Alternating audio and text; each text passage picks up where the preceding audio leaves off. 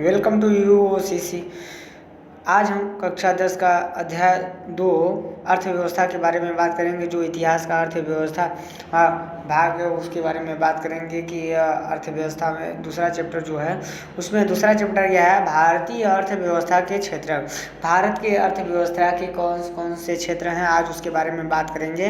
तो अगर आप इस चैनल में नए हो तो चैनल को सब्सक्राइब कर लीजिए और बेल आइकन को प्रेस कर दीजिए ताकि नई वीडियो का नोटिफिकेशन आपको मिलता रहे।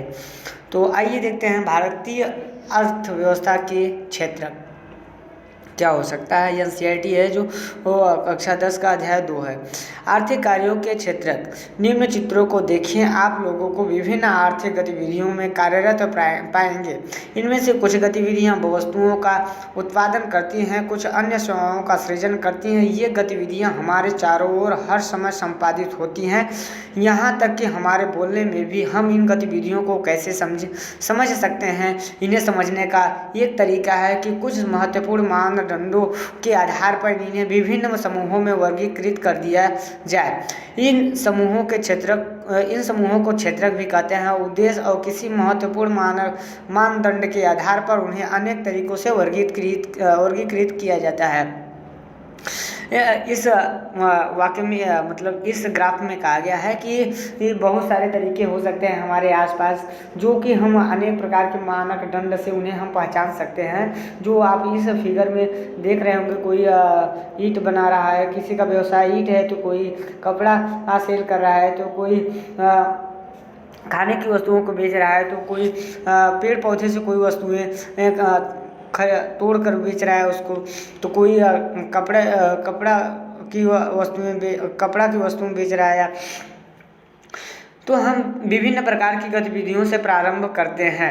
प्राकृतिक संसाधनों के प्रत्यक्ष उपयोग पर आधारित अनेक गतिविधियां, जैसे कपास की खेती, यह एक मौसमी फसल है। कपास के पौधों की वृद्धि के लिए हम मुख्यतः न कि पूर्णतः प्राकृतिक कारकों जैसे वर्षा, सूर्य का प्रकाश और जलवायु पर निर्भर है। अतः कपास एक प्राकृतिक उत्पाद है।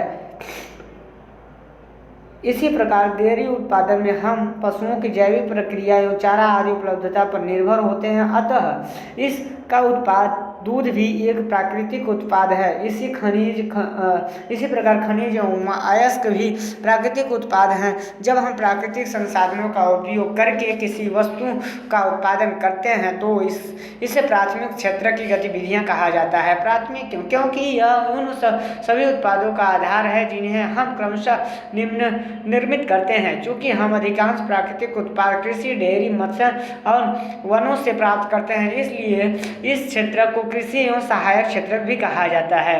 प्राथमिक क्षेत्र कौन सा हो सकता है जिसमें कृषि आ सकता है। प्राथमिक क्षेत्र में क्या क्या आता है? कृषि क्षेत्र, डेयरी, मत्स्य और वनों से प्राप्त करते हैं, इसलिए इन्हें कृषि एवं सहायक क्षेत्र भी कहा जाता है।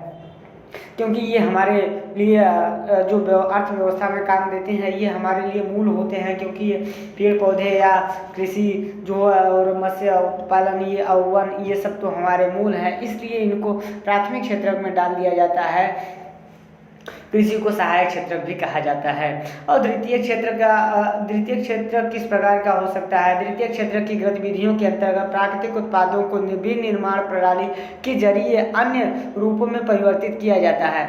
यहाँ पर एक बात और हो सकती है कि प्राथमिक क्षेत्र जो होता है उसको मतलब कि अगर जैसे ही गाय दूध देती है, उसको किसी दूध को बनाना नहीं पड़ता और सीधे दूध मिला और दूध को सीधा बेच दिया जाता है या कुछ भी किया जाता है।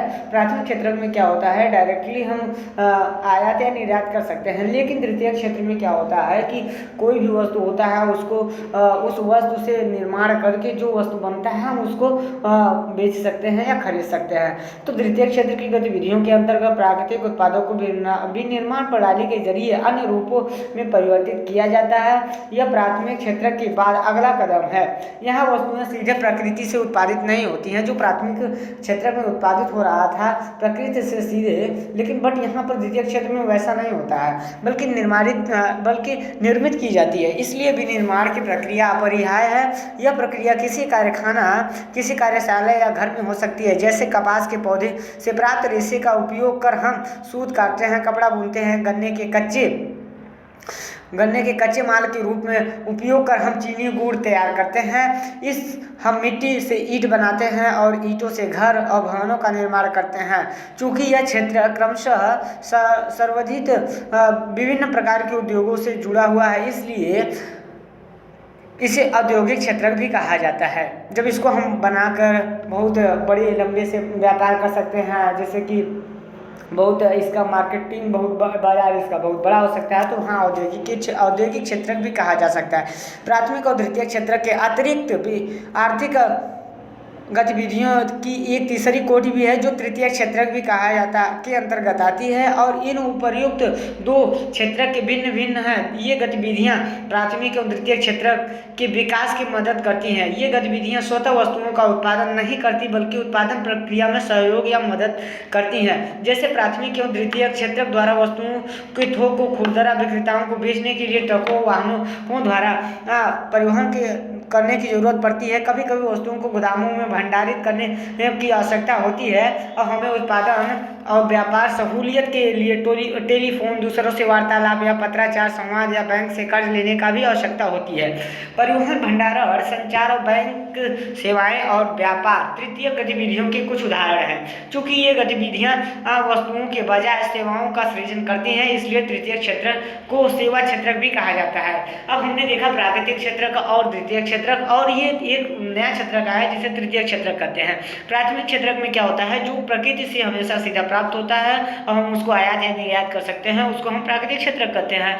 और जो प्रकृति से प्राप्त होता है हम उसको निर्माण करते हैं, निर्माण करके उसके बाद कोई वस्तु बनाते हैं और उसके बाद हम आयात या निर्यात के लायक कर सकते हैं या उसके बनाने लायक हो जाता है वह वस्तु किस में आता है, वह वस्तु द्वितीय क्षेत्र में आता है। और प्राथमिक क्षेत्र और द्वितीय क्षेत्र में जो वस्तु किसी वस्तु को आयात या निर्यात करने के लिए जिस चीज़ की जरूरत पड़ती है वह वस्तु जो होती है वह तृतीय क्षेत्र में आता है। तृतीय क्षेत्र में हो सकता है उसको पहुंचाने के लिए गाड़ी की आवश्यकता हो, या एक दूसरे से बात करने के लिए, या डील करने के लिए, समझने के लिए किसको कितना देना है, ये सब बातचीत करने के लिए टेलीफोन की भी ज़रूरत पड़ सकती है। या और जो भी अदर जो उसको पहुंचाने में एक स्थान से दूसरे स्थान तक स्थानांतरित करने में जो भी चीज़ की आवश्यकता होती है वो तृतीय क्षेत्र में आ सकती है। इसीलिए इसको सेवा क्षेत्र भी कहा जाता है, क्योंकि ये सेवा कर रहा है भाई। सेवा क्षेत्र में कुछ ऐसी अपरिहार्य सेवाएं भी हैं जो प्रत्यक्ष रूप से वस्तुओं के उत्पादन में सहायता नहीं करती हैं, जैसे हम शिक्षकों, डॉक्टरों, धोबी, नाई, मोची, वकील जैसे व्यक्तिगत सेवाएं उपलब्ध कराने के लिए प्रशासनिक एवं लेखाकरण कार्य करने वाले लोगों की आवश्यकता होती है। वर्तमान समय में सूचना प्रौद्योगिकी स्थान पर आधारित कुछ नवीन सेवाएं जैसे internet cafe, ATM booth, call centre, software company इत्यादि भी महत्वपूर्ण हो गई हैं। सेवा के क्षेत्र में अब हम कह सकते हैं कि जैसे कि शिक्षक हो गए जो बच्चों को पढ़ा रहे हैं, वो किसी प्रकार से सहायता कर रहे हैं, डॉक्टर जो दूसरों की सेवा कर रहा है, धोबी हो गया, नाई हो गया, मोची हो गया, वकील जैसे व्यक्तिगत सेवाएं उपलब्ध कराने के लिए प्रशासनिक एवं लेखाकरण कार्य करने वाले लोगों की आवश्यकता होती है सेवा क्षेत्र में। वर्तमान समय में जैसे कि अब एटीएम हो गया, इंटरनेट कैफे या call centre, booth, software company आदि को चलाने के लिए जो भी ये सब आते हैं, सब क्या आते हैं, सेवा क्षेत्र या तृतीय क्षेत्र में आते हैं। अब आर्थिक विकास की समझ, वो तो पहले था कि आर्थिक विकास होता है क्या है और कितने प्रकार के होते हैं। अब हम देखते हैं कि आर्थिक विकास की समझ किस प्रकार की हो सकती है। आर्थिक विकास की समझ, यद्यपि आर्थिक गतिविधियां 3 विभिन्न वर्गों में विभाजित है, फिर भी ये बहुत अधिक परस्पर निर्भर हैं। हम कुछ उदाहरण देख के प्रदर्शित करते हैं। उदाहरण, कल्पना करें कि यदि किसान किसी चीनी मिल को गन्ना बेचने से इनकार कर दे तो क्या होगा, मिल बंद हो जाएगी। यह क्या प्रदर्शित करता है, यह द्वितीय या औद्योगिक क्षेत्र का उदाहरण है जो प्राथमिक क्षेत्र पर निर्भर है।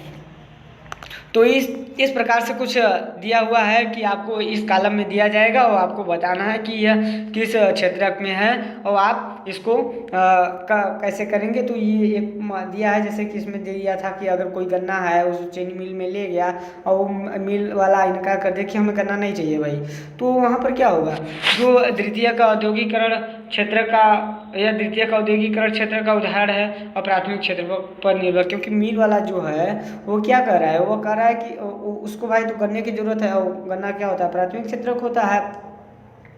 तो उसमें वो गन्ने वाला जो है वो गन्ना बेचने से इनकार कर दे रहा है, तो वहाँ पर क्या होगा भाई, अब उसको तो घाटा हो ही जाएगा ना। तो इस तरीके से आप लोग बता सकते हैं कि क्या कौन सा औद्योगिक क्षेत्र का उदाहरण है और कौन किस पे निर्भर है। आइए आओ इन पर विचार करें, कौन प्राथमिक और कौन द्वितीयक है। तो आप सब इसको बता सकते हैं, दर्जी, टोकरी, बुनकर, फल विक्रेता, दूध विक्रेता, मछुआरा। दूध विक्रेता जो होगा वो तो प्राथमिक में आएगा, क्योंकि दूध बेचने वाला दूध जो होता है सीधा निकालता है, उसको और कुछ नहीं करता, सीधा वो प्राथमिक में आ जाएगा। दर्जी ये तो भाई कपड़ा बना रहा है, दूसरे की हेल्प कर रहा है, तो ये तृतीय क्षेत्र में आ जाएगा। तो आप इस तरीके से वीडियो को एक बार पॉज कर लीजिए और उसके बाद सॉल्व करके ही आगे बढ़िए। अगर वीडियो अच्छी लगे तो लाइक करो, शेयर, कमेंट ज़रूर कीजिए। कमेंट करने से एक चीज़ पता लगेगा भाई हम कि ये वीडियो कहाँ तक पहुँच रही है और पढ़ने वाले संतुष्ट हैं कि नहीं हैं, ये भी हमको पता लगता रहेगा। तो आइए देखते हैं आगे क्या है।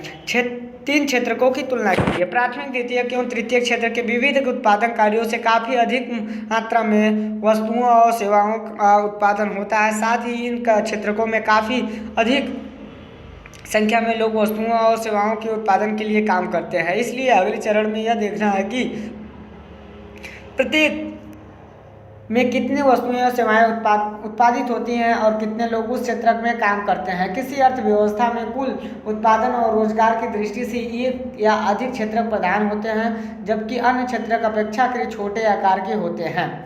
प्रत्येक क्षेत्र की विविध वस्तुओं और सेवाओं में हम गणना कैसे करते हैं, कुल उत्पादन को कैसे जानते हैं। आप सोचते होंगे कि हजारों की संख्या में उत्पादित वस्तुओं और सेवाओं की गणना करना असंभव कार्य है। यह न केवल बृहद कार्य है, बल्कि आप आश्चर्यचकित होंगे कि हम कारों, कंप्यूटरों, किलो और फर्नीचरों की,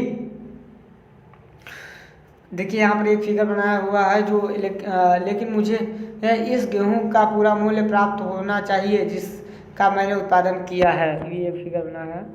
तो संख्या का योगफल कैसे कर सकते हैं, यह अत्यंत बेतुकी बात है भाई। इतना बड़े बहुत सी कंपनी में मान लो बहुत हजारों लोग या कोई प्रोडक्ट बिक रहा हो या खरीद रहा हो, तो उसको कैलकुलेशन कितना खर्चा है, कितना बेच रहा है, ये सब कैलकुलेशन के लिए भाई अब अगर ऐसे नॉर्मली देखा जाए तो बहुत दिक्कत है, बहुत बड़ा काम है ये। बट आप बिल्कुल सही सोचते होंगे कि यह बहुत बड़ा है, लेकिन इस समस्या के समाधान के लिए अर्थशास्त्रियों का सुझाव है कि वस्तुओं और सेवाओं की वास्तविक संख्याओं का योग करने के स्थान पर उनका मूल्य का उपयोग किया जाना चाहिए। जैसे यदि 10,000 किग्रा गेहूँ 8 रुपये प्रति किग्रा की दर से बेचा जाए तो गेहूं का मूल्य 80,000 रुपये होगा।